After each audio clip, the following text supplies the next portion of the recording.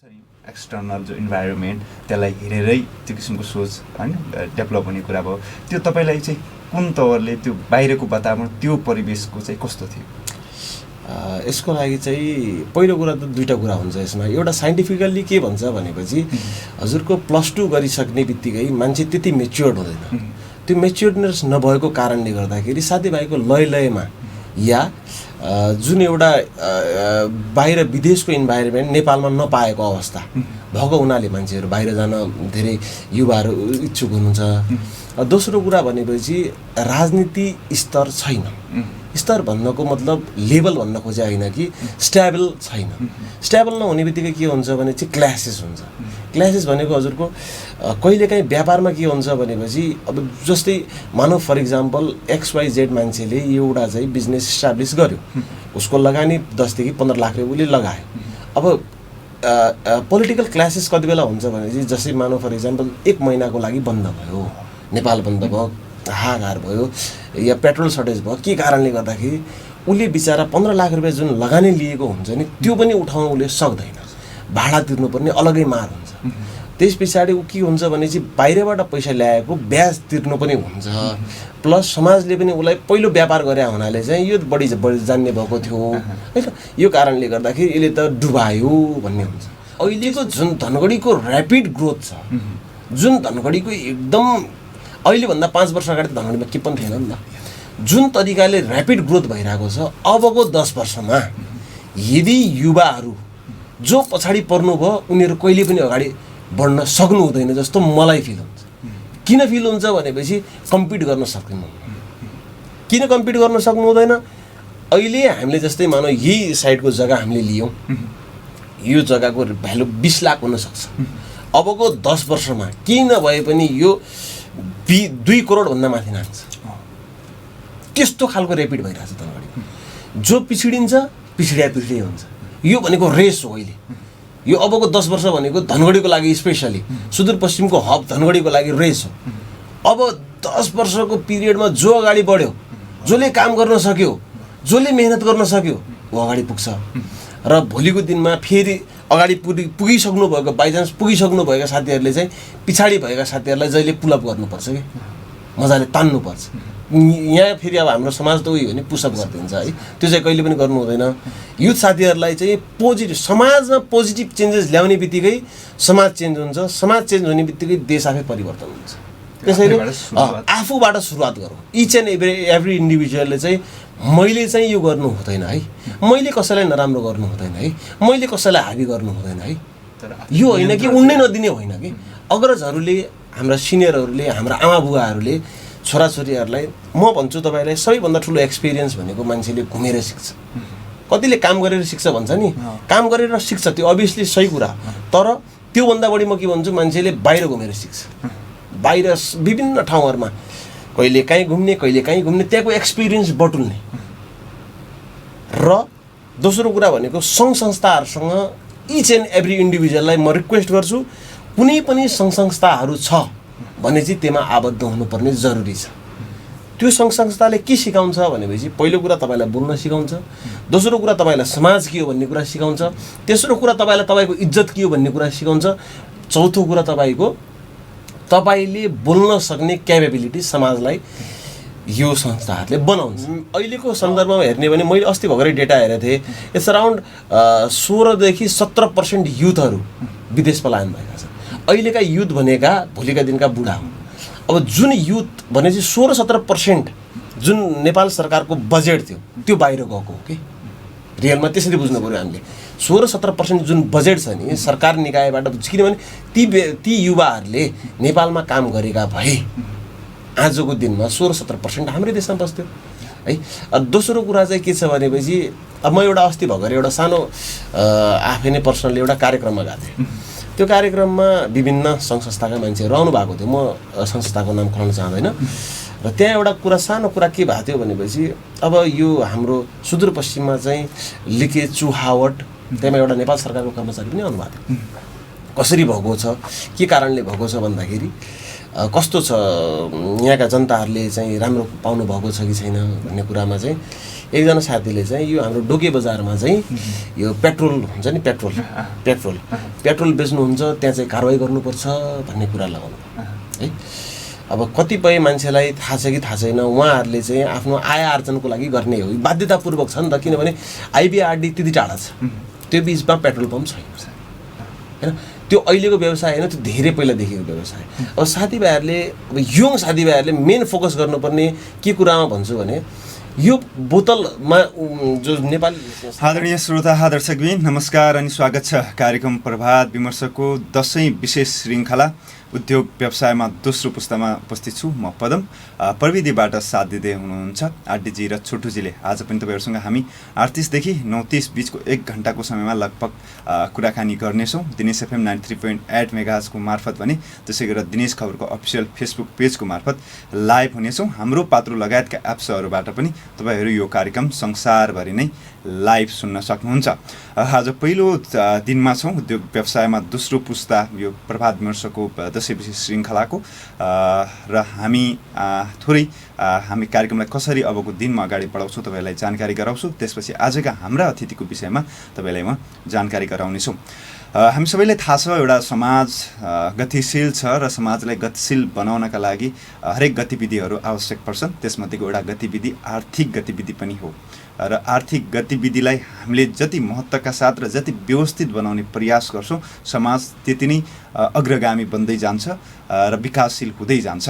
यही अर्थमा हामीले यसलाई कति महत्त्वका रूपमा लिइरहेका छौँ त अहिलेको परिप्रेक्ष्यमा भन्ने यो फेरि व्यक्तिपिच्छे फरक प्रसङ्ग हुनसक्छ, फरक सवाल हुनसक्छ। तपाईँले यसलाई के कसरी लिइराख्नु भएको छ त्यो तपाईँ अझै यसमा एउटा पुनर्विचार गर्ने, अझ थप केही गर्ने र त्यसलाई संशोधन गर्ने त्यो तपाईँहरूको हातमा छँदैछ। तर हाम्रो प्रयास पक्कै पनि समाजमा एउटा उद्यम व्यवसायलाई एउटा भनौँ आफ्नो पेसाको रूपमा अगाडि बढाइरहेका र समाजमा व्यवसायलाई एउटा जीवन दिइरहेका व्यक्तित्वहरूसँग कुराकानी गर्नेछौँ। आर्थिक गतिविधि नबढिकन एउटा परिवार समृद्ध हुने कुरा भएन, समाज अगाडि बढ्ने कुरा भएन र राष्ट्रको त एउटा मेरुदण्डकै रूपमा आर्थिक पक्षलाई लिनुपर्ने हुन्छ र त्यसले राष्ट्र कतिको छ कहाँ जान्छ भन्ने कुराहरू एउटा भनौँ सूचाङ्कको रूपमा देखाउने भएको कारणले पनि आर्थिक क्षेत्रमा लागेका व्यक्तिहरू समाजका लागि अझ महत्त्वपूर्ण छन्। त्यसैले उहाँहरूको सवाल, उहाँहरूको बुझाइ, उहाँहरूको व्यक्तित्वमा केन्द्रित रहेर हामी कार्यक्रममा कुराकानी गर्नेछौँ। लगभग हाम्रो प्रयास यो दशैंको समयावधिसम्म नै यसरी दोस्रो पुस्ता जो अहिले उद्योग व्यवसायमा छ उहाँहरूसँग कुराकानी गर्ने रहनेछ र अझै तपाईँहरूको सुझाव सल्लाह प्रतिक्रिया मिल्यो भने कार्यक्रमलाई अझै पुरस्कृत बनाउँदै हामी लग्ने नै छौँ। र यो कार्यक्रमको विषयमा तपाईँलाई जानकारी गराइसकेपछि आज को हुनुहुन्छ त पहिलो दिनमा हामीसँग विमर्श गर्नका लागि दोस्रो पुस्ता जो उद्योग व्यवसायमा पहिलो पुस्ताले गरेको क्रियाकलाप अर्थात् पेसा जुन व्यवसाय छ त्यसैलाई नै फेरि अगाडि बढाउनका लागि दोस्रो पुस्तामा काम गरिरहेका अतिथिहरूमध्येको आज को अतिथि हुनुहुन्छ भन्ने तपाईँलाई लागिरहेको हुनसक्छ। आज हामीसँग विमर्शका लागि उपस्थित हुनुहुन्छ उद्यमी लोकराज भट्टजी। उहाँको अरू परिचयको सवालमा कुराकानी गर्दाखेरिमा उद्योग वाणिज्य महासङ्घको प्रदेश कार्य समिति सदस्य हुनुहुन्छ, कार्यकारिणी सदस्य हुनुहुन्छ। त्यसै गरेर जेसिसको एक्जिक्युटिभ भाइस प्रेसिडेन्ट पनि उहाँ हुनुहुन्छ। उहाँसँग समग्र व्यावसायिक स्थिति अहिले पछिल्लो समय हाम्रो समाजको स्थितिको विषयमा र उहाँको व्यक्तित्वको सवालमा कसरी चाहिँ यो कुरालाई एउटा जुन भनिन्छ परिवारको बिँडो भन्ने पनि हुन्छ त्यसलाई कसरी सम्हाल्ने भनेर यो सोचमा पुग्नुभयो लगायतका यावत प्रश्न उहाँसँग म आज राख्नेछु र ढिला नगरिकन उहाँलाई मैले स्वागत गर्नुपर्ने हुन्छ कार्यक्रममा। स्वागत छ प्रभात विमर्श। नमस्कार। धेरै धेरै धन्यवाद छ तपाईँलाई। ओके, आरामै हुनुहुन्छ होला? एकदम ठिकै छ भन्नुभयो। ओके, थोरै अब एउटा तपाईँ अघि नै मैले कार्यक्रममा सुरुवातमा भने जस्तै पहिलो पुस्ताले तपाईँको अग्रजहरूले एउटा सुरु गरेको व्यवसाय जुन छ एउटा पढे लेखेर फेरि फर्केर त्यही व्यवसायलाई अगाडि बढाउने भन्ने सोचमा पुग्नु भएको छ र चलाउँदै हुनुहुन्छ पनि। एउटा खुसीको कुरा हो समाजका लागि। त्यसैले थोरै यहीबाट मैले प्रवेश गर्न चाहे यो सोच कसरी चाहिँ निर्माण हुन पुग्यो, के चिजले चाहिँ प्रभाव पार्यो र त्यो मेरो बुवा मेरो बाजेले अर्थात् भनौँ न अग्रजहरूले जसले पनि एउटा व्यवसायको लागि जग हाल्नु भएको छ त्यही जगलाई माथि उठाउनुपर्छ भन्ने कसरी आयो सोच? सर्वप्रथम त तपाईँको यो प्रश्न नै एकदम राम्रो लाग्यो मलाई। अब अहिलेको युवा म लगायतका युवाहरू विभिन्न क्षेत्रमा अग्रसर हुँदै गएका छन् र विभिन्न क्षेत्रबाट कतिजना सफल भएर कतिजना असफल भएर विदेश पलायन पनि भएका छन्। अब मेरो कुरा गर्ने हो, मेरो सन्दर्भमा चाहिँ म पनि विदेश जानलाई एकदमै रेडी भइसकेको अवस्था थियो र त्यो अवस्थामा चाहिँ यो विदेश जाने अहिले त ट्रेन्ड नै चलेको छ। विभिन्न युवाहरूले अब बाहिर गयो, फोटो हाल्यो, फोटो हाल्ने बित्तिकै विभिन्न फेसबुकको माध्यमबाटदेखि लिएर धेरै कुराहरू एकदम रमाइलो क्षणहरू मात्रै हालेका छन्।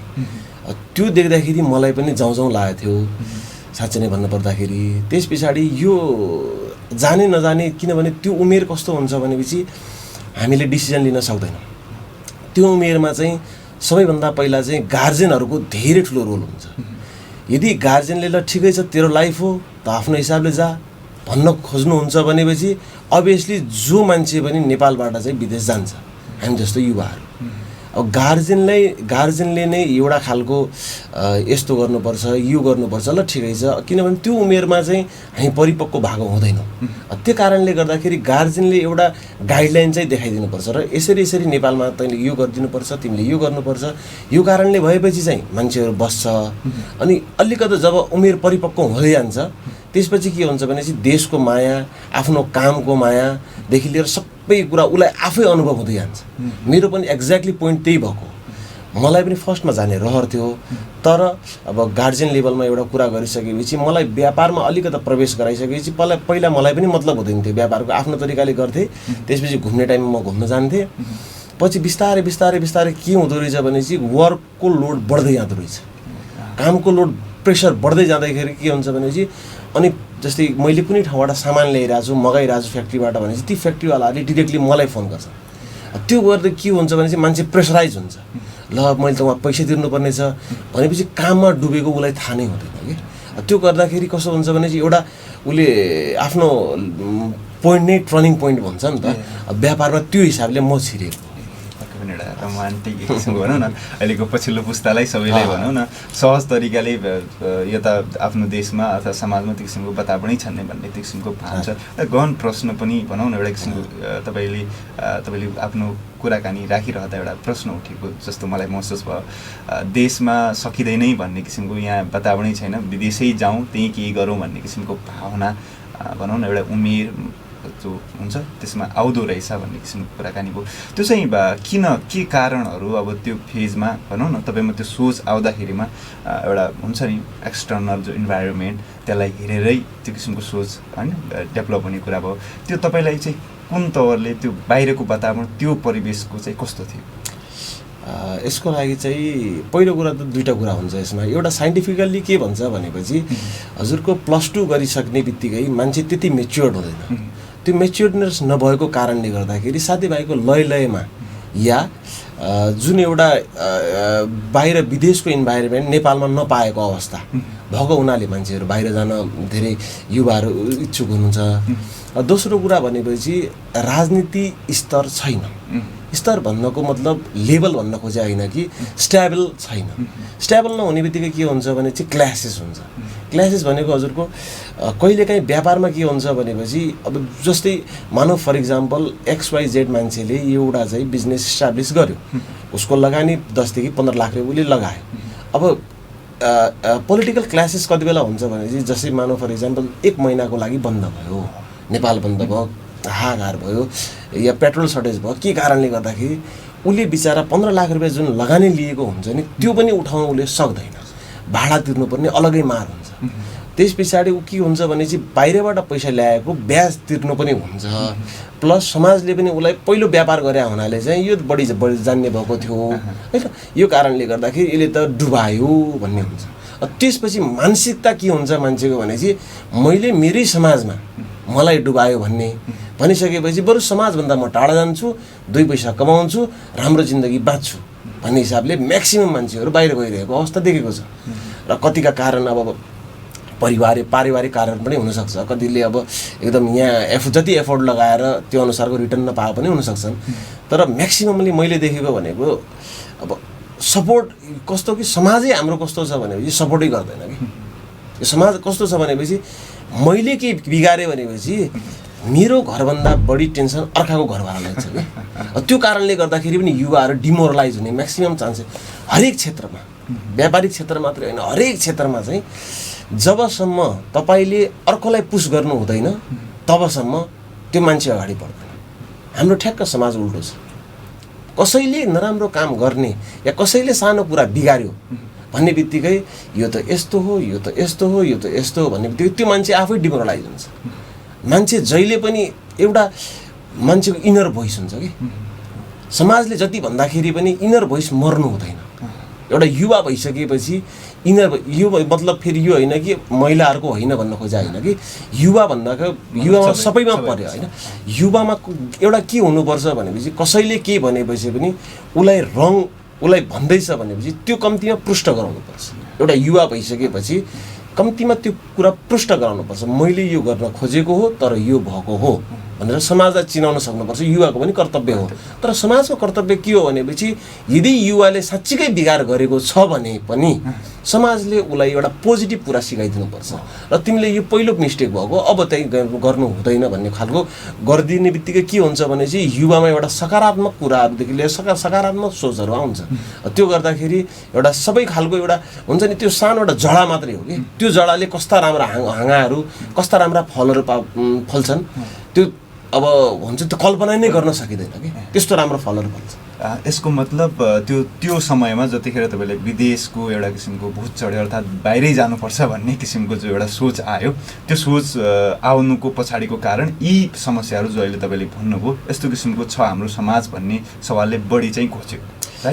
यो हजुरको ठ्याक्क मलाई पोइन्ट आउट गरेको चाहिँ एक्ज्याक्टली भन्नुपर्दाखेरि मेरो क्लासमा म when I was in apex पढ्दाखेरि ब्याचलरमा 44 जनाको हाम्रो ग्रुप थियो। इट्स अराउन्ड 34 जना 34 जना चाहिँ विदेश जानुभयो कि त्यो कारणले गर्दाखेरि बढी इन्फ्लुएन्स त्यो भएको साथीभाइहरू सबै गइरहेछ भन्ने हिसाबले म गएको।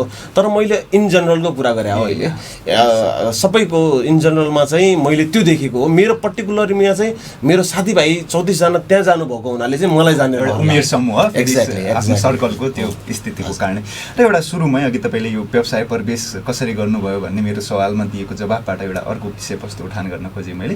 एउटा परिवारको जिम्मेवारी हुन्छ एउटा परिवारले आफ्नो छोराछोरीलाई कसरी चाहिँ कुन तवरले सम्झाउने कसरी चाहिँ एउटा सेटल गर्ने भन्ने कुरामा चाहिँ एउटा भनौँ न एउटा उमेर समूहसम्म चाहिँ एउटा उमेर स्तरसम्म चाहिँ सोच्नुपर्छ परिवारले भन्ने जस्तो तपाईँले कुराकानी गर्नुभएको थियो।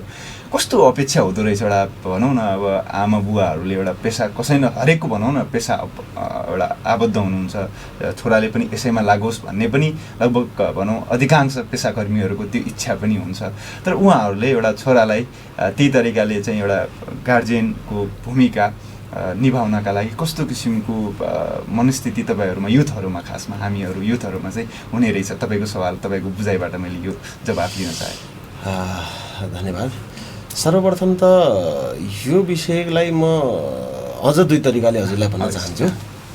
पहिलो कुरा चाहिँ गार्जियन लेभल भनेको गार्जियनले आफ्नो छोराछोरीहरूलाई कसरी बुझाउनुहुन्छ बुझाउने पनि अब पर्टिकुलरली छोराछोरीहरूलाई चाहिँ कतिजना गार्जियनले मैले आफूले फिल गरेको छु देखेको पनि छु कि तिम्रो जिन्दगी हो तिम्रो लाइफ हो तिमी आफ्नो तरिकाले तिमीलाई जाने मन छ भने जाऊ भन्नु नै सबैभन्दा ठुलो मिस्टेक जस्तो लाग्छ मलाई। यो बोली चाहिँ युथलाई बोल्ने बोली होइन जस्तो लाग्छ मलाई। मेरो आफ्नो पर्सनल भ्यू हो यो नहुन पनि सक्छ। तर मेरो भ्यूबाट के भन्छु भनेपछि अराउन्ड 30 भन्दा माथिलाई तिम्रो लाइफ हो तिमी आफ्नो तरिकाले गर भन्न चाहिँ स्वाभाविक हो जस्तो लाग्छ। किनभने म्याच्योरनेस एउटा लेभल आइसकेको हुन्छ मान्छेले बुझिसकेको हुन्छ समाज के हो भन्ने बुझिसकेको हुन्छ। विभिन्न ठाउँमा ठोकर खाँदै 30 वर्षसम्म उसले गरिसकेको हुन्छ। तर 20-22 वर्षदेखि लिएर 25 वर्ष अन्डरलाई नै जब तिम्रो लाइफ हो तिमी आफ्नो तरिकाले बाँच भन्दाखेरि त्यहाँ के न के हदसम्म बिग्रिन सक्छ हैन। किनभने अब साथीभाइ लेभल नै त्यही अनुसारको हुन्छ। त्यही साथीभाइहरू लेभल पनि मेच्योर लेभलमा पुगेका हुँदैनन् र उहाँहरूले जे गर्नुहुन्छ हामीले पनि सिक्ने त्यही हो। र मेन पर्टिकुलरली आमा बुवालाई अब कस्तो भने भोलिको दिनमा हामी युथ नै बुढो हुने हो कि भोलिको दिनमा त हामी युथ नै बुढो हुने हो नि त। त्यो कारणले गर्दाखेरि आमा बुवा भनेको जन्म दियो जसले धरती देखायो उहाँहरूप्रति त्यो मनले सम्मान गर्ने होइन कि बरु मनले सम्मान नगर्नुहोस् त। तर व्यवहारमा किनभने आमा बुवाहरूलाई चाहिँ के चाहिँदो रहेछ भनेपछि मेरो छोराछोरी मसँगै होस् हैन मेरो छोराछोरी मसँगै होस्। तर आमा बुवाले पनि के बुझिदिनुपर्छ भने युथको चाहना पनि बुझिदिनुपर्छ। म मिडल म्यान भएर कुरा गरिरहेको छु अहिले। युथको चाहना पनि के बुझिदिनुपर्छ भनेपछि तपाईँहरूले जे जिन्दगी बाँच्नुभयो म तपाईँहरूलाई बेटर जिन्दगी दिलाउन चाहन्छु भन्ने युथको चाहना पनि हुन्छ कि। सबै युथमा के हुन्छ भनेपछि मेरो आमा बुवाको ठिक छ नेपालमा बस्नु भएको छ, सबै कुराहरू गर्नुभएको छ, तर बाहिर गएर उहाँहरूभन्दा बेटर जिन्दगी म उहाँहरूलाई दिलाउन चाहन्छु भन्ने एभ्री युथमा एउटा भित्रैबाट जुनुन भन्छ नि त्यो हुन्छ कि।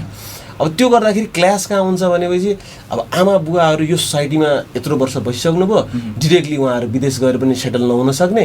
अब युवाहरूका सबै साथीहरू विदेश जाने, यहाँ आएर युवाहरू सेटल नहुन सक्ने त्यो स्थिति भएको हुनाले चाहिँ प्यारेन्ट्सहरूले सकेसम्म चाहिँ अब जो मेच्योरनेस अब युवाहरूलाई पनि साथीभाइहरूलाई म लगायतका मेरा उमेरका दाजुभाइहरूलाई म के आग्रह गर्न चाहन्छु भनेपछि विदेश जानुपर्छ, नजाने चाहिँ होइन।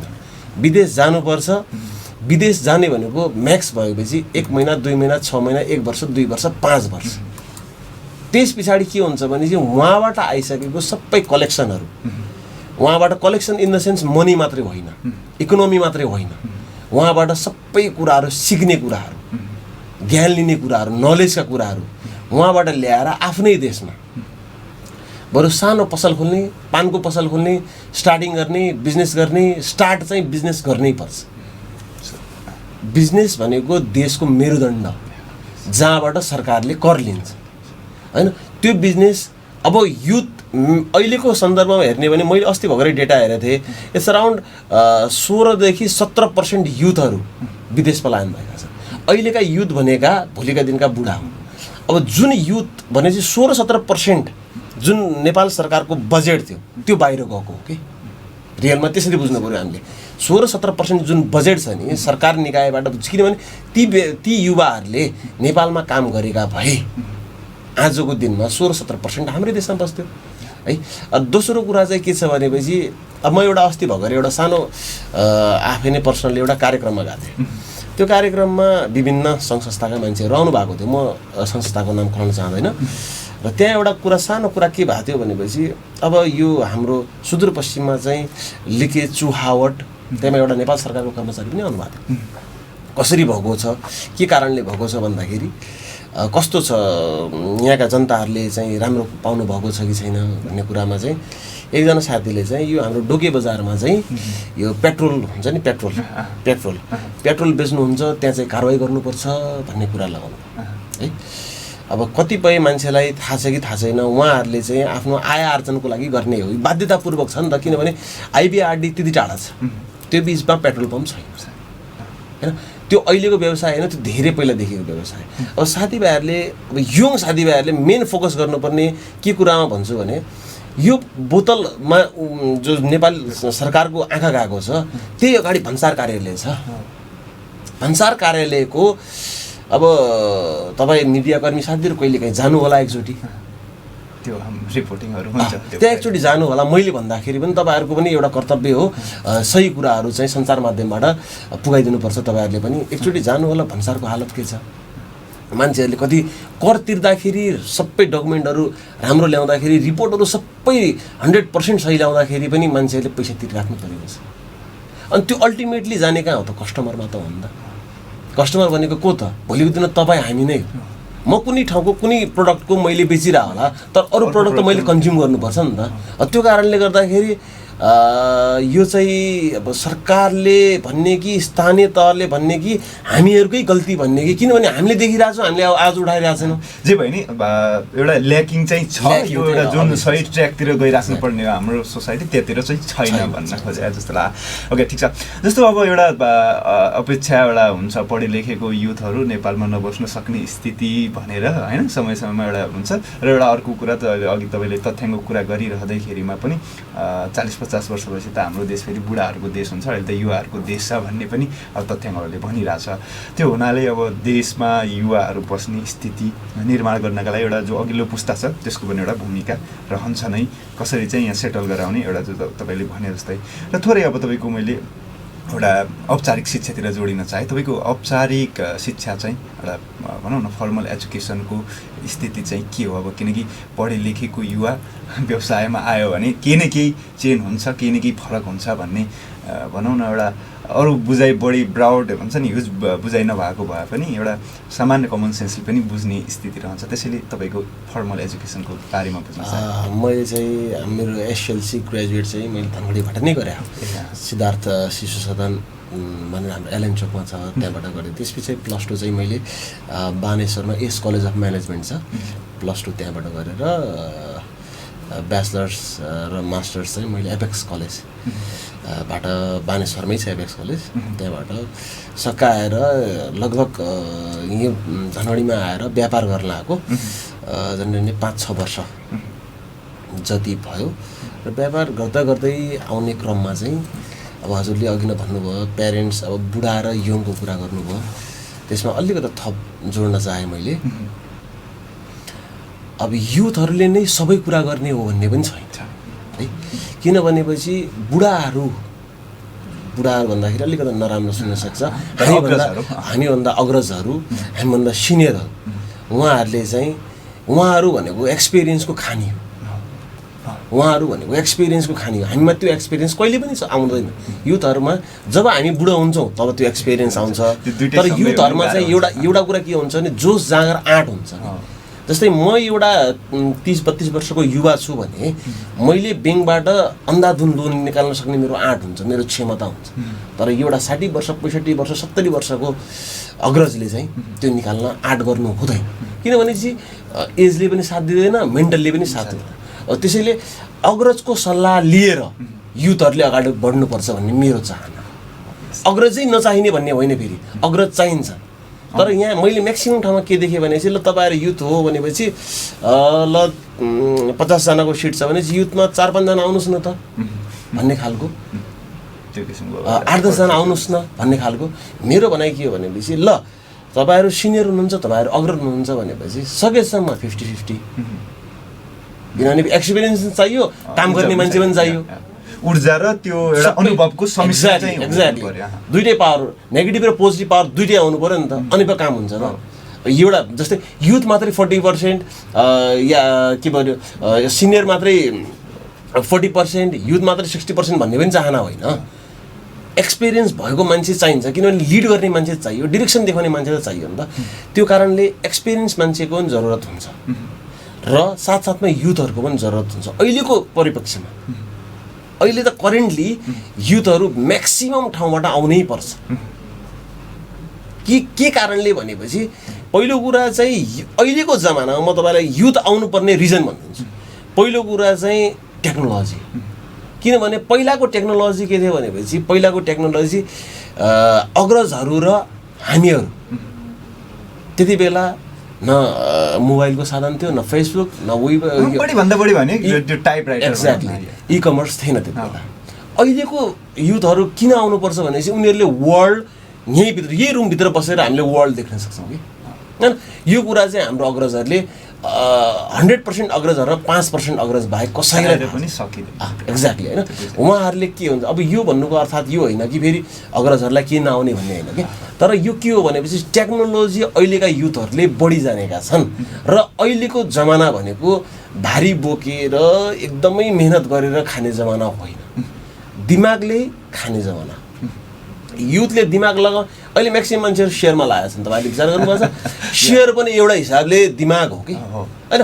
मान्छेहरू म्याक्सिमम मान्छेहरू कतिजना डुबेका छन् सेयरमा, तर मैले युथ डुबेको अहिलेसम्म सुनेको छैन। होला 1-2% होला, तर युथले किन डुब्दैन भनेपछि म्याक्सिमम अग्रजहरू डुबेका छन् तर युथहरू डुबेका छन्। युथले किन डुबेका छैन भने टेक्नोलोजी बुझेको छ, कति बेला सेयर राइट टाइममा पर्चेस गर्ने, कति बेला राइट टाइममा बेच्ने होइन। त्यो कारणले गर्दाखेरि युथलाई स्पेस दिनुपर्छ। युथलाई के कारणले स्पेस दिनुपर्छ भनेपछि समाजले के बुझिदिनु पऱ्यो भने जति आउने युथहरू छन् नि मेरो आफ्नै छोरो नहुन सक्छ, तर मेरो छोरो नै हो, देशको छोरो, यसलाई चाहिँ अगाडि बढाउनुपर्छ भन्ने हिसाबले चाहिँ युथहरूलाई चाहिँ प्रोत्साहन गर्नुपर्छ।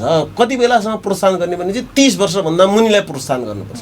30 वर्षभन्दा माथिलाई प्रोत्साहन गरेर काम पनि छैन, उसले सुन्दा पनि सुन्दैन, किनभने चाहिँ उसले बुझिसकेको हुन्छ समाज के हो, कसले मलाई के भन्न खोज्दैछ बुझिसकेको हुन्छ। 30 भन्दा मुनि अझै यो बढी भन्दा 25 वर्ष तल उहाँहरूलाई चाहिँ एकदम मोटिभेट हुने कामहरू चाहिँ समाजले गरिदिने बित्तिकै यो समाजभन्दा बाहिर मान्छे जाँदैन। तर यहाँ डिमोरलाइज गर्छन् मान्छेहरूले, म्याक्सिममले सुसाइड गरेको केसहरू देख्छौँ हामी। एसएलसीमा फेल भयो, सुसाइड गर्यो। के कारणले गर्यो? उसको बुवा आमाले गाली गरेर गरेको होइन, उसले समाजले उसलाई गाली गर्यो, त्यहाँ बिग्रियो त्यो समाजले गाली गर्यो, साथीभाइहरूले थुथु भन्यो उसलाई। त्यो कारणले गर्दाखेरि के हुन्छ भनेपछि परिवार पनि बाध्य हुन्छ कि मेरो छोरोले यहाँ बस्न सक्दैन, यस कारणले म यसलाई पठाइदिन्छु। त्यो समाजमा पोजिटिभ चेन्जेस आउनै पर्छ, अनि मात्र युथहरूदेखि लिएर सबै समाज परिवर्तन हुन्छ। आदरणीय श्रोता दर्शकबिन, आजको दिनमा कुराकानी गरिरहेका छौँ व्यवसायी लोकराज भट्टजीसँग। उद्योग व्यवसायमा दोस्रो पुस्ता प्रभात विमर्शको दशैं विशेष श्रृङ्खला हो। छलफल विमर्शका लागि हुनुहुन्छ उद्यमी लोकराज भट्टजी। उहाँसँग हामीले उहाँको एउटा व्यक्तिगत जीवनलाई लिएर र यो व्यवसायमा चाहिँ कसरी प्रवेश गर्नुभयो लगायतका यावत कुराकानी हामीले बुझ्नै सक्यौँ, छलफल गरि नै सक्यौँ। र यदि भर्खरै सुन्दै हुनुहुन्छ र त्यो कुरा मिस भयो, तपाईँलाई लागेको छ भने त्यस्तो होइन, तपाईँले दिनेश खबरको official YouTube channel, official Facebook पेजमा आफ्नो फुर्सदको समयमा कार्यक्रम सुरुदेखि अन्तिमसम्म हेर्न सक्नुहुन्छ। प्रभात विमर्शका हरेक एपिसोडहरू तपाईँले त्यहाँ गएर हेर्न सक्नुहुन्छ। यो जानकारी गराएर यो जानकारी सँगसँगै मैले फेरि आजको हाम्रो विमर्शलाई अगाडि बढाउने अनुमति चाहे। लोकराजजी, फेरि पनि स्वागत छ कार्यक्रममा। धन्यवाद। यो एउटा हिसाबमा एउटा बुझाइको सवालमा त हामीले कुराकानी नै गऱ्यौँ। एउटा अब बुझाइ भन्ने हाम्रो एउटा सिगमेन्ट नै छ, म त्यहीतिर प्रवेश गर्छु। त्यसपछि अरू विषयमा हामी कुराकानी गरौँला। त्यसमा तपाईँले आफ्नो परिभाषा भन्दा पनि म तपाईँको बुझाइ बुझ्न चाहन्छु, होइन? एउटा आफूलाई फिल भएको कुरा भनिदिनु होला। म शब्द भन्छु, तपाईँले आफ्नो बुझाइ राखिदिनु पर्ने हुन्छ है। ओके, तयार हुनुहुन्छ? Okay. Team building. Team building भनेको 5वटा औँलाको समूह, जसले जस्तै एउटा औँलाले पावर लगाउँदाखेरि कतिवटा लाग्छ र 5वटा औँलाले सँगै पावर लगाउँदाखेरि कति पावर लाग्छ, पञ्च नै भन्छ। एक्ज्याक्ट त्यही हो। पैसा पैसा भनेको सबै कुरा हो, तर केही पनि होइन। त्यो भनेको अर्थात् उसले सबै कुराहरू पैसाले नै हामीले एब्जर्भ गर्ने हो, खाने हो, लाउने हो। तर यो पैसाले चाहिँ सबै कुरा किन्न सकिँदैनको मतलब के हो भनेपछि फिलिङ्स किन्न सकिँदैन। कसैले कोही मान्छे दुखी भएको छ भनेपछि त्यो दुःख किन्न सक्दैन उसले। पैसाले चाहिँ सबै कुरा चाहिँ किन्न सक्दैन, तर पैसा चाहिँ सबै कुरा हो। फेरि यसरी बुझ्दिनु। व्यवसाय भनेको कतिको सपना र कति व्यवसाय एक्ज्याक्टली पोइन्टमा भन्नुपर्दाखेरि देशको मेरुदण्ड। अघि फाइनल छ तपाईँको राष्ट्रको जिम्मेवारी। राष्ट्रको जिम्मेवारी सच्चा नागरिक भएर आफ्ना कर्तव्यहरू, आफूले देखेको नराम्रा कामहरू, आफूले गर्न सक्ने कामहरू, राष्ट्रका हितका लागि हुने सबै कामहरू आँखा नचिम्लिकन, आँखा नदेखा जस्तो नगरिकन गरिदिनु नै राष्ट्रका हितका लागि हुन्छ। जस्तै करकादेखि लिएर, म त व्यापार क्षेत्रमा भएको मान्छे, करदेखि लिएर जस्तै मानव फर इक्जाम्पल बाटोमा कसैले हाम्रो पिच नै भत्काइरहेछ, त्यो ट्र्याक्टर ल्याएर डोजर ल्याएर नराम्रा काम गरेको त्यो ठाउँदेखि लिएर साना कुरादेखि लिएर ठुला कुरासम्म बोल्नु नै राष्ट्रको हित हुन्छ जस्तो मलाई लाग्छ। Thank you.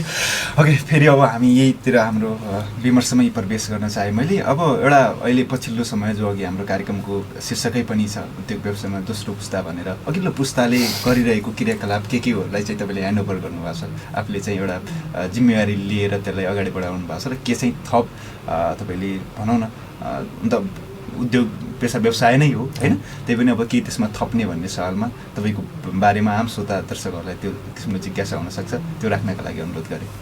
धन्यवाद प्रश्नको लागि। अब मैले गर्न लागेको व्यापार भनेको खास मैले चाहिँ अहिले हार्डवेयर हेर्दैछु र त्यो मेरो चाहिँ फ्यामिली बिजनेस हो। अब कतिपय अब भने नि मैले अघि नै हजुरलाई समाजको कुरा गरेँ नि, यो समाजमा कस्तासँग मान्छे छन् भनेपछि अब डिमोरलाइज गर्ने, पटक पटक डिमोरलाइज गर्ने, फ्यामिलीको सम्पत्ति हो, बाउको सम्पत्ति हो, के गरेछ र होइन, यो कति बेलासम्म मान्छे डिमोरलाइज, साँच्चीकै म पनि एउटा कुनै पोइन्टमा मेरो साथीभाइहरूले मलाई भन्दाखेरि म डिमोरलाइज भएको पनि थिएँ कि बुवाको सम्पत्तिमा काम गर्ने, यहाँ गर्ने, ऊ गर्ने, सकिन्छ भने आफ्नो गर्नु पर्यो भन्ने कुराहरू धेरै साथीहरूले गर्नुहुन्थ्यो मसँग। त्यसपछि मैले त्यो हरेक कुराहरूलाई पोजिटिभ मात्रै लिएँ, कहिले पनि नेगेटिभ लिएँ। नेगेटिभ लिएको भए सायद म पनि आज विदेशमा हुन्थ्यो होला है। मैले चाहिँ जहिले पनि पोजिटिभ लिएर त्यो बिजनेसलाई कहिले पनि तल स्टेप भन्दा पनि जहिले पनि माथि फरवर्ड कसरी लैजाने भन्ने दिमाग त्यस्तोमा मात्रै गयो कि मेरो। त्यसैले मैले चाहिँ अहिले यो आफ्नो बिजनेसमा चाहिँ एउटा यो प्रिफाइभ होम भनेर सायद अहिलेभन्दा 4-5 वर्ष अगाडिसम्म चाहिँ धनगढीमा प्रिफाइभ भन्ने के हो भन्ने नै थाहा थिएन। त्यो कारणले गर्दाखेरि धनगढीमा लगभग सबैभन्दा पहिला चाहिँ एउटा एज अ डिलर मैले नै त्यो ल्याएको हैन। अहिले चाहिँ प्रिफाइभहरू म्याक्सिमम आयो, गोर्खाइको प्यानलदेखि लिएर सबै यो पफहरूकोदेखि लिएर सबै आयो। तर यसको सुरुवात गर्ने नै म। यो हाम्रो यहाँबाट धेरै टाढा पनि छैन, यो रुद्रपुर भन्दा अलि माथि गएपछि रुड्की भन्ने ठाउँ छ। त्यो रुड्कीबाट चाहिँ मैले चाहिँ त्यहाँ आफै डिल गरेर ल्याएको। त्यसैले व्यापार भनेको के हो भनेपछि आफ्नो फ्यामिली बिजनेस साथसाथमै आफूलाई गर्नुपर्ने इच्छाहरू के छन् त्यो पनि परिपूर्ति गर्नुपर्छ हैन। मेरो इच्छा के थियो भनेपछि मेरो साथीभाइहरूले चाहिँ भोलिको दिनमा चाहिँ यसले बुवाको मात्रै व्यापार गर्यो भन्ने इच्छा हुन्छ नि एउटा मान्छेमा, छोरो मान्छेमा लाग्छ कि कहिलेकाहीँ कस्तो हुन्छ भनेपछि अहिले चाहिँ लाग्दैन, पहिला चाहिँ लाग्थ्यो कि यही हो मेच्योरनेस भनेको। त्यो लाग्ने पिरियडमा चाहिँ रोकिदिनुपर्छ आमाबुवाहरूले पनि होइन। छोराछोरीहरूलाई त्यो लाग्ने पिरियडमा चाहिँ धेरै कुराहरू गाइडलाइन गरिदिनुपर्छ। पक्कै पनि र एउटा यो बुझाइ हरेक युथमा अहिलेको समयमा हुनु आवश्यक थियो। अब कतिकोमा छ त्यो अब तपाईँ यो क्षेत्रतिर हुनुहुन्छ त्यस्तो तपाईँहरूको साथीहरूमा तपाईँ आफूले विचार गर्ने होला। र युवा पनि हुनुहुन्छ, व्यवसायमा पनि हुनुहुन्छ, एक किसिमको अब युथहरूले सुनिरहँदाखेरिमा हामीलाई चाहिने हुन त यो सबै चाहिने कुरा नै हो। अझ हामीले यो केही गर्न सक्यौँ भने के प्रत्यक्ष रूपमा हामीले पनि केही गर्नुहुन्थ्यो, तर हामीले के चाहिँ कस्तो किसिमले प्रिपेयर्ड हुनुपर्ने रहेछ भन्ने किसिमको उहाँहरूलाई पनि लागिरहेको हुनसक्छ। त्यसैले तपाईँको अनुभवमा टेकेर र तपाईँले एउटा अहिलेसम्म आफ्नो भनौँ न लाइफलाई यसो फर्केर हेर्दाखेरिमा त्यो पोइन्टहरू हुन्छ नि, त्यसलाई डटहरूलाई जोड्दै गएपछि एक किसिमको म्याप जस्तो पक्कै पनि तपाईँले महसुस गर्नुभयो होला। यो कसरी चाहिँ युथहरूले अबको समयमा अगाडि बढ्नुपर्छ र के कुरामा चाहिँ ध्यान दिनुपर्छ भन्ने लाग्छ तपाईँलाई? म युथभन्दा पनि अझ अगाडि अग्रजहरूमै जान्छु। अग्रजहरूले चाहिँ छोराछोरीलाई चाहिँ यो हामी दसैँको सिजनमा चङ्गाहरू चलाउँछौँ नि, चङ्गा जस्तरी छोडिदिनुपर्छ कि उसलाई उड्न दिनुपर्छ। यतिसम्म उड्न दिनुपर्छ कि छोराछोरीलाई उसलाई जहाँ जाने जुन मोड लिने मन छ लिन दिनुपर्छ। तर के बिर्सिनु हुँदैन भनेपछि जुन त्यो चलाउने लट्ठा हुन्छ नि त्यो कति बेला समात्ने कति बेला छोड्ने चाहिँ आबुवाले कहिले बिर्सिनु हुँदैन कि। उड्ने टाइममा उड्न दिनुपर्छ, कसैलाई के गर्ने मन छ गर्न दिनु पर्यो, तर कुनै रङ डिरेक्सनमा जाने बेला रोकिदिनु पर्यो। यो होइन कि उड्नै नदिने होइन कि। अग्रजहरूले हाम्रा सिनियरहरूले हाम्रा आमाबुवाहरूले छोराछोरीहरूलाई म भन्छु तपाईँलाई सबैभन्दा ठुलो एक्सपिरियन्स भनेको मान्छेले घुमेर सिक्छ। कतिले काम गरेर सिक्छ भन्छ नि, काम गरेर सिक्छ त्यो अभियसली सही कुरा, तर त्योभन्दा बढी म के भन्छु मान्छेले बाहिर घुमेर सिक्छ। बाहिर विभिन्न ठाउँहरूमा कहिले काहीँ घुम्ने कहिले काहीँ घुम्ने, त्यहाँको एक्सपिरियन्स बटुल्ने। र दोस्रो कुरा भनेको सङ्घ संस्थाहरूसँग इच एन्ड एभ्री इन्डिभिजुअललाई म रिक्वेस्ट गर्छु कुनै पनि सङ्घ संस्थाहरू छ भने चाहिँ त्यसमा आबद्ध हुनुपर्ने जरुरी छ। त्यो सङ्घ संस्थाले के सिकाउँछ भनेपछि पहिलो कुरा तपाईँलाई बोल्न सिकाउँछ, दोस्रो कुरा तपाईँलाई समाज के हो भन्ने कुरा सिकाउँछ, तेस्रो कुरा तपाईँलाई तपाईँको इज्जत के हो भन्ने कुरा सिकाउँछ, चौथो कुरा तपाईँले बोल्न सक्ने क्यापेबिलिटी समाजलाई यो संस्थाहरूले बनाउँछ। र अर्को कुरा के हो भने संस्थामा लागिसकेपछि युवाहरू साथीहरूको के हुन्छ भनेपछि कतिले चाहिँ यो टाइम वेस्ट हो भनेर सोध्छन्, किन जाने भनेर बोलाउँछन्, त्यहाँ आउँछन् के फुलमाला लगाउँछन्, यसो गर्छन्, एउटा स्पिच दिन्छन्। सङ्घ संस्थाहरूमा लाग्ने बित्तिकै संस्थाले दिने होइन, संस्थाबाट लिन सक्नुपर्छ। त्यो खुबी आफूमा पनि हुनुपर्छ। जस्तै मानौँ म संस्था एउटा जेसिसमा आबद्ध छु, मैले मेरो विभिन्न खालको प्रोग्रामहरू हुन्छ, एरिया डी भन्ने हुन्छ, नेसनल कन्भेन्सन भन्ने हुन्छ, विभिन्न अब 164वटा त हाम्रो शाखा नै छ। अब 164 शाखामा मैले इच एन्ड एभ्री शाखामा 1 वर्ष मात्रै भिजिट गरेँ भने मैले बोर्डको साथीहरूलाई भेट्दाखेरि कम्तीमा 10 जना, एउटा शाखाबाट 10 जना मात्रै भेटेँ भने मैले झन्डै 1640 जना नयाँ मान्छे भेट्छु। 1640 जना मध्ये मेरो व्यापार के छ, म जस्तै हार्डवेयरको व्यापार गर्छु भनेपछि कतिजनालाई चाहिँ सामान चाहिन्छ त हार्डवेयरको भनेर म कुरा राखेर 1640 जनामा 100 जना त मैले व्यापारी बनाउन सकौँला। 100 जना पनि नसके भने 10 जना त सकौँला त, 1600 मा 10 जना त सक्छु होला नि त। हो त्यो कारणले गर्दाखेरि व्यापार भनेको नै तपाईँको सबै कुराहरू चाहिँ रिलेसन वाइजदेखि लिएर पिआरदेखि लिएर सबै कुरा सङ्घ संस्थासँग आबद्धको सबै यो भनेको एउटा साइकल जस्तो नै हो कि। कसैले अब कतिपय साथीहरू के हुन्छ, मैले ल पसल खोलेँ है भन्छ, सटर खोल्नुहुन्छ पसल खोल्नुहुन्छ, कस्टमर आउँदैन, लगानी लगाउनु भएको छ, पसल खोलेर मात्रै केही हुँदैन। त्यो पसलसम्म हामीले ड्र्याग कसरी गराउने हो? अहिलेको जमानामा त मान्छे काठमाडौँ बसेर पनि तपाईँको पसलबाट सामान मगाउन सक्नुहुन्छ नि त, तपाईँको पसलमै आउनुपर्छ भन्ने छैन। एक्ज्याक्टली इ कमर्सबाट चाहिँ अहिलेको यो युथहरूले चाहिँ सङ्घ संस्थामा आबद्ध भएर विभिन्न सेक्टरहरूमा, यो होइन कि म एउटा सेक्टरमा लागेको छु ल यसैमा लागिराख्ने भन्ने होइन। अहिले त यो एकदमै बोर्ड सेन्सले हेर्नुपर्छ कि यहाँबाट पनि जानु पऱ्यो, यहाँबाट पनि जानु, अनि कहाँ ठ्याक्क मिट हुन्छ त, ल मेरो लाइन यो हो त है भनेर फिल गर्नु पऱ्यो। त्यो कारणले गर्दा चाहिँ युवा साथीहरूलाई चाहिँ सङ्घ संस्थासँग आबद्ध हुने, सङ्घ संस्थासँग आबद्ध हुने एज भनेको पनि 25 देखि 35, त्योभन्दा बढी पनि नहुने। त्यो 25 देखि 35 वर्षको उमेरमा के हुन्छ भनेपछि सबै कुरा जोस जागरदेखि लिएर बाहिर घुम्नेदेखि लिएर सब कुराहरू मिलाउने तागत हुन्छ। त्यस पछाडि के हुन्छ भनेपछि त्यस पछाडि 35 वर्ष भइसकेपछि छोराछोरी हुन्छन्, आमा बुवाहरू बुढा हुन्छन्, घरको एउटा जिम्मेवारी हुन्छ, हरेक कुराहरू मिलाउनु पर्ने हुन्छ। 25 वर्षदेखि 35 वर्ष चाहिँ एभ्री इन्डिभिजुअल युथले चाहिँ मेरो लागि हो, यो मेरो फ्यामिलीको लागि पनि होइन, मेरो व्यापार यो पर्सनल्ली मेरो लागि, त्यसमा मलाई फ्यामिली पनि गर्ने मन लाग्छ भने म गर्छु, मलाई इन्डिभिजुअली व्यापार गर्ने मन लाग्छ, सबै कुरा 25 देखि 35 वर्ष।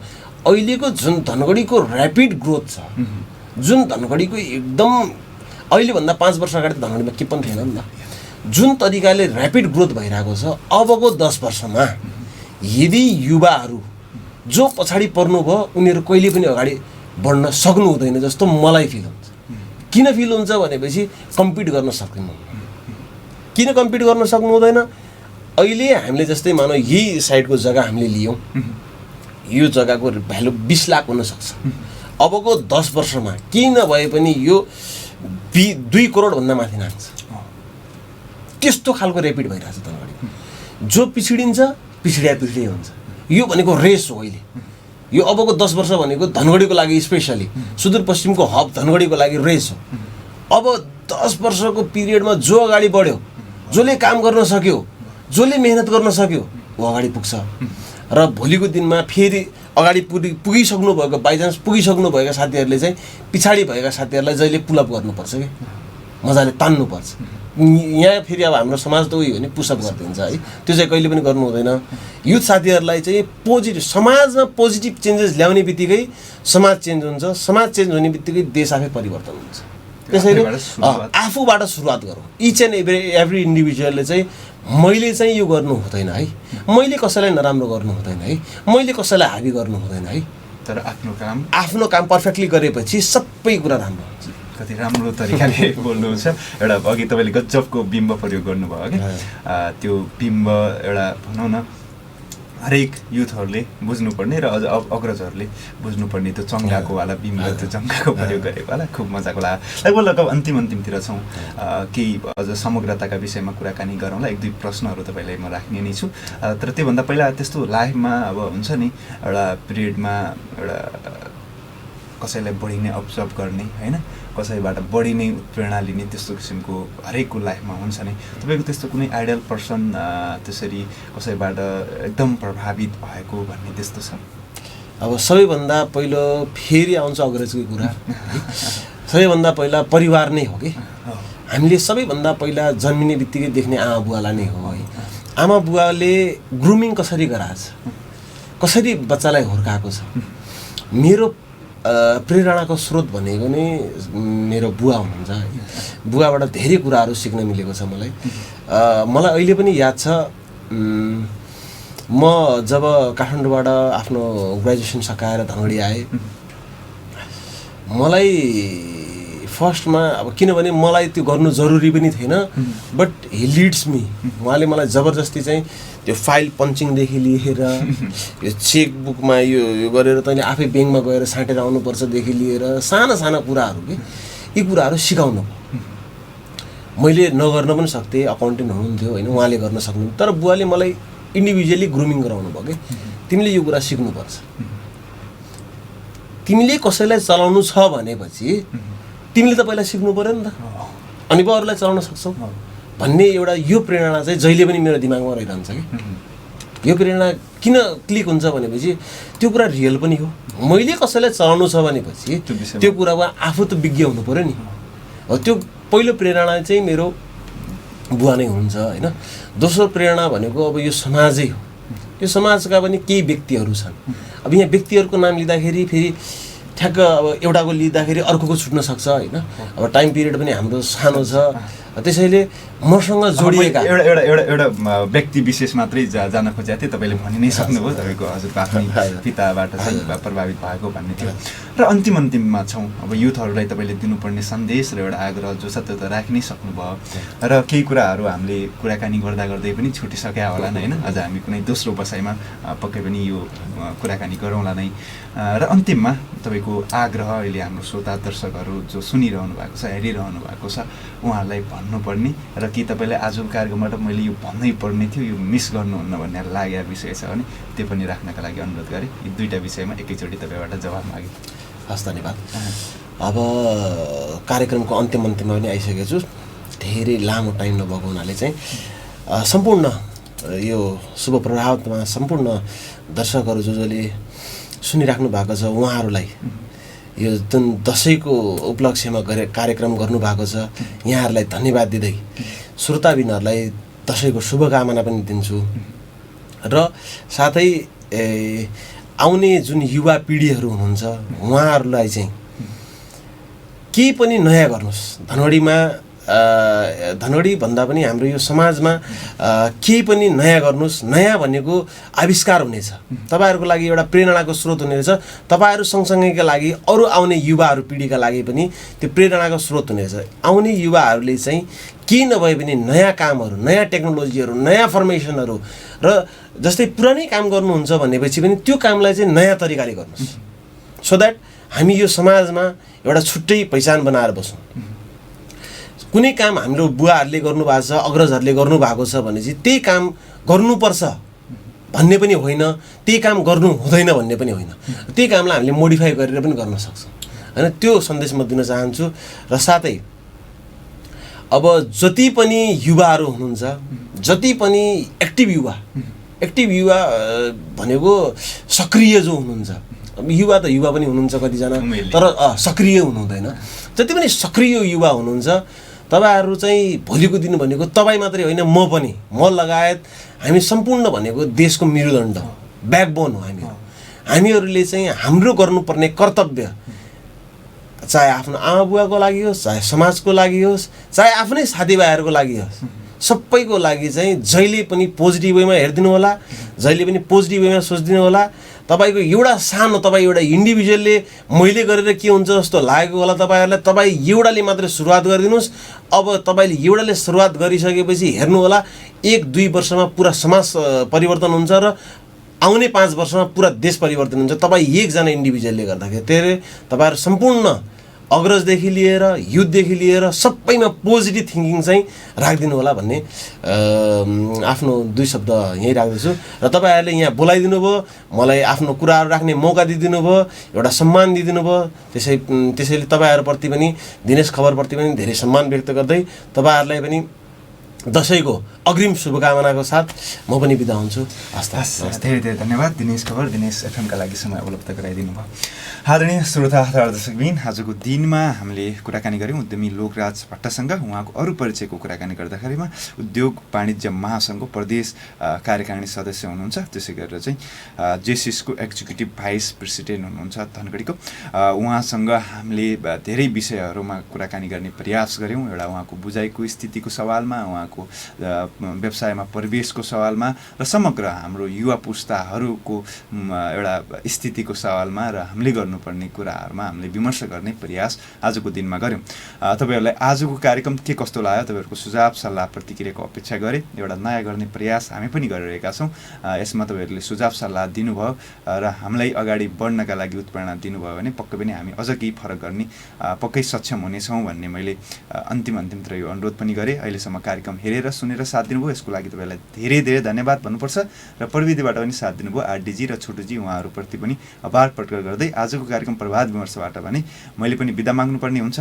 हस्, नमस्कार, शुभ दिन।